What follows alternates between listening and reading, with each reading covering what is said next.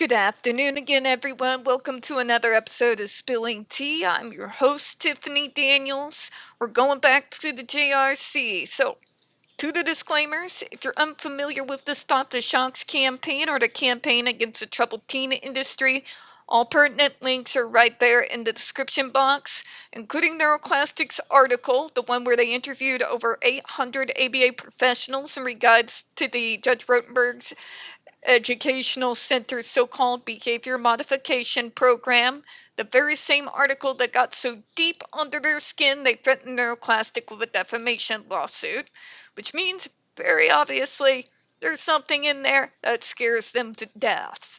So please, take a note out of my very, very prominent vindictive streak and share it on all social media.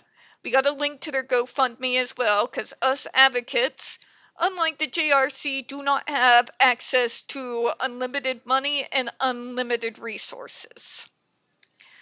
To the trigger warnings, when we discuss places like the Judge Rotenberg Educational Center or Agape Boarding School for Boys, you're going to hear vivid descriptions of and catch clips or surveillance footage of people with mental health issues and disabled people being tortured and abused. If you do got young children present, please utilize the headphones.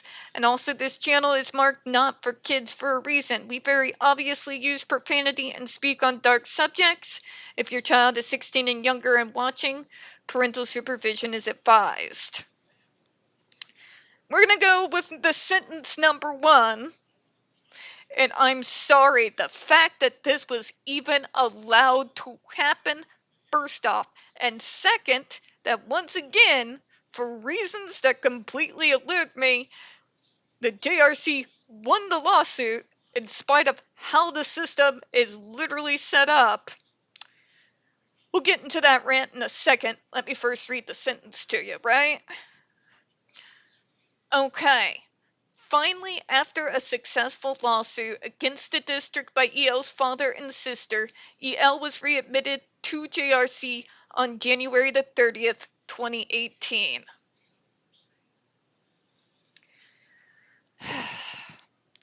I try not to harp on parents too much. A lot of parents are preyed on from the word go. Literally, the word go. From certain service providers at residential places like the JRC. They are sold a bill of goods. Their kid is taken behind closed doors. That program will always present the child, and the child will be forced to perform under duress and look like the perfect child, perfectly behaved, or else. Because don't forget, even during those visits, the person that's holding the remote is 1 foot away, and even during so-called family vacations, the person is still forced to wear the device with someone with the remote in their hands. There's a term for that, folks. It's one of my favorites. I use it all the time. It is a literal embodiment of the sword of Damocles. Anybody who's ever been under constant threat and on edge all the time knows what, psychologically and physically, that kind of damage does to a person. But these families tend to ignore that. They're not thinking about the fact that Damocles' sword is forever stuck above their kid's neck. They make themselves forget about it. You see? They're allowing themselves to buy into the fantasy. See, with the JRC, it seemed horrible. But you know what? They're eating, they're laughing, they're doing social things. So obviously this is what they need, and you just don't understand. You've never dealt with people this severe. If I had a fucking penny, every time I've been told that bunch of nonsense, you all would know because you would never see my ass again. Me and my baby kitty over here in the secondary chair would be on a beach. I'd have a stack of books about straight up sitting as high as I am tall. And you'd never see my happy ass again. Okay? What's happening is the family's buying the fantasy.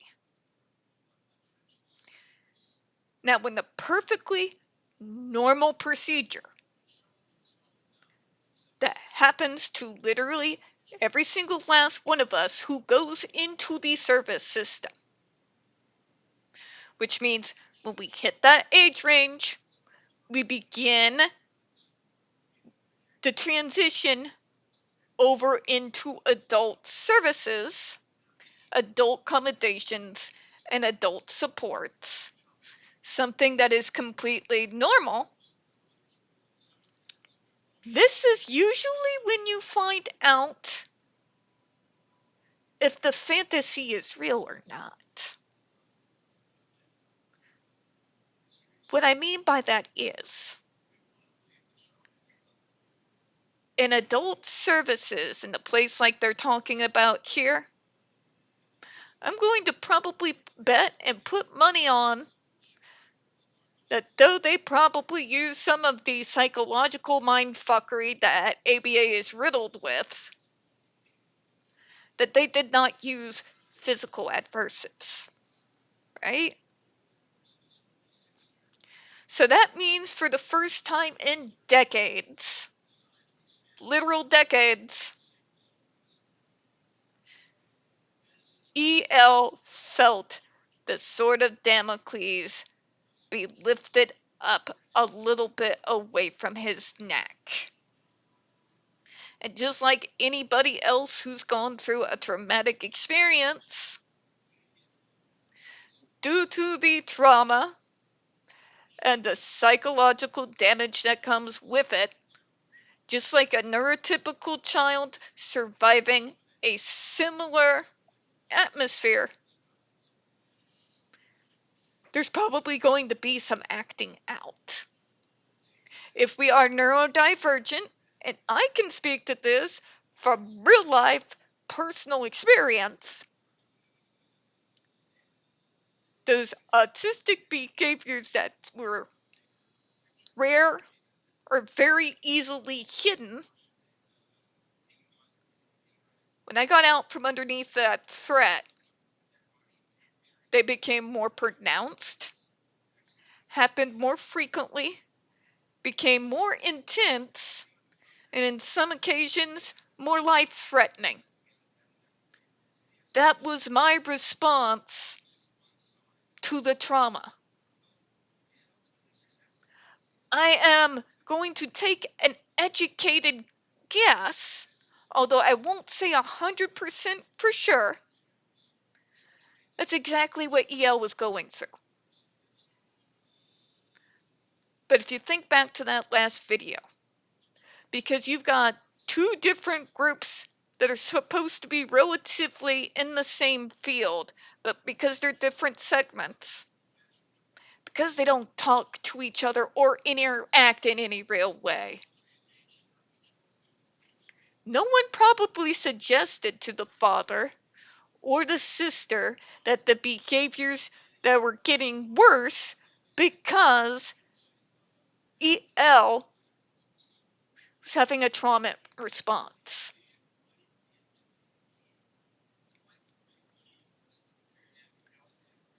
Because nobody even thought to talk to them about that and maybe speak with them about getting some trauma informed expert in and to become a part of the adult services program.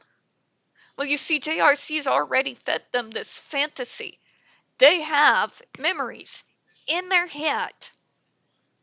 Their child was dressed appropriately, taking care of their hygiene.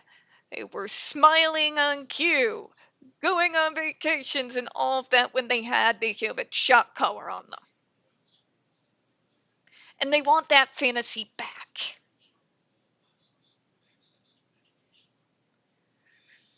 Some of them are aware of the trauma their kids are going through.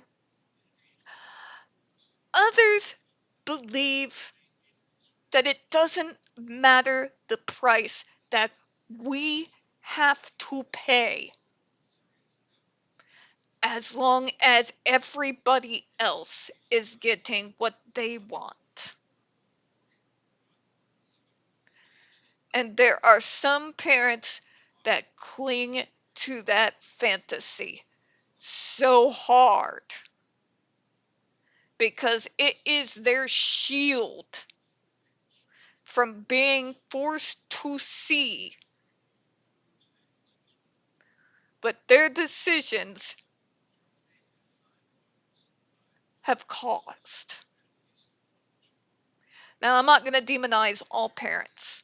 We've seen many come forward in regards to how these parents are conned, coerced, forced, and intimidated, gaslit, manipulated the hell. But if you think deep down they don't really know, and that there's massive traumatic guilt there. And they're using clinging to that fantasy like a shield because they don't want to have to deal with their own guilt. That I got beachfront property in Kansas I can sell you. Okay? Now,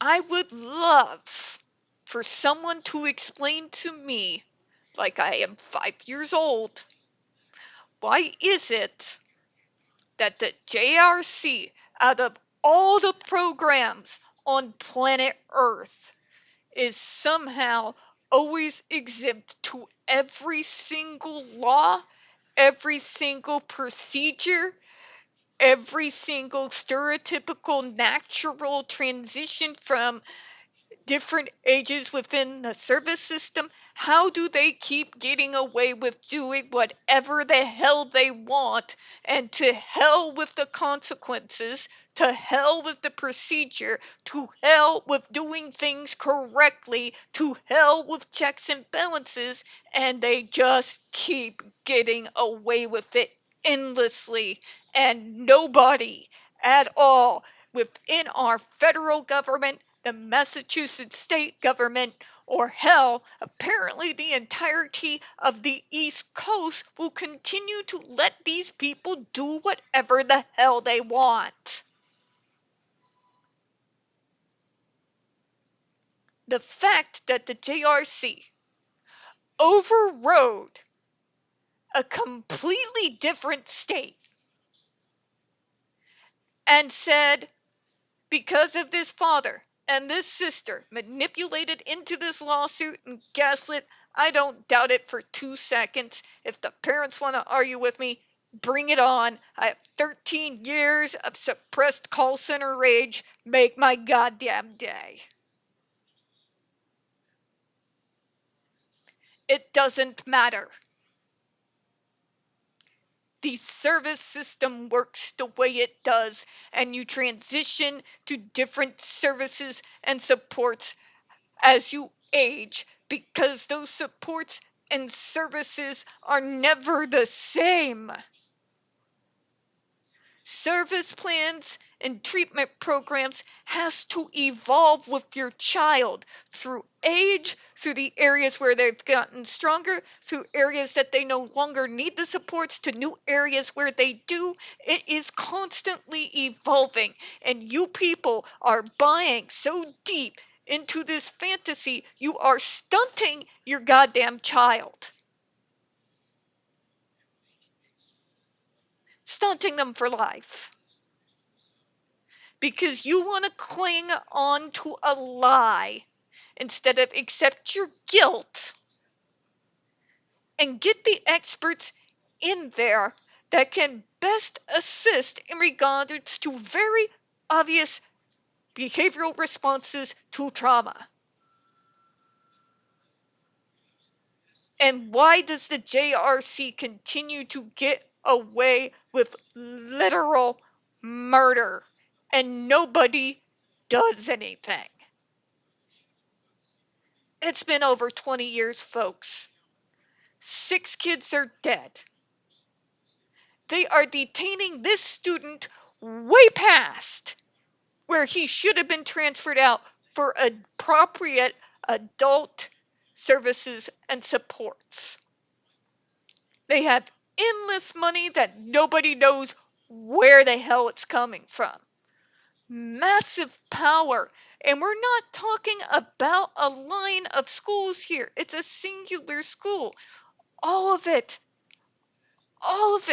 is some of the shadiest shit I have ever seen in my life, and I cannot comprehend how they're able to violate every single law, every single civil and disability law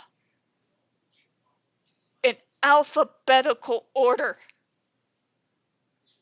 And they just keep getting away with it. I'm sorry, I know you're hearing my frustration there, but sometimes I've been taught by my shrink, sometimes it's good for me to just let it out. So, as you all know, this is the channel where you get the real Tiffany. I just can't be bothered to mask and play the doll. So, thank you for putting up with me. I do appreciate it. We aren't big, but you guys have been loyal. I really do appreciate and love you all. I really, really do. Before I get mushy, we're going to go ahead and close out here. We don't get very many views on this channel. The few we do get tend to get removed from time to time, so please don't forget to hit the like button, hit subscribe, don't forget to hit the comments. I do appreciate your time. As always, we here at Spilling Tea do absolutely hope you have a good one. I'll see you all here in a few minutes. Bye-bye, everyone.